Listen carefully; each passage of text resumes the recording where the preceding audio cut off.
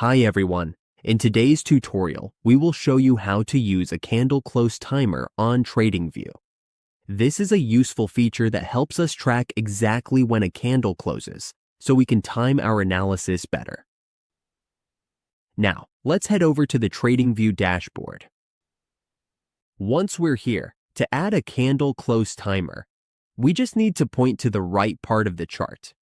You will see a number appear there.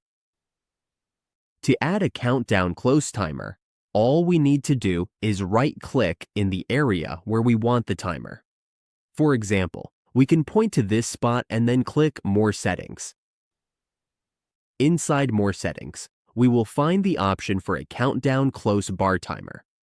All we need to do is check this box and click OK. And just like that, we now have a countdown timer on our chart. That's all it takes to set up a candle close timer on Tradingview.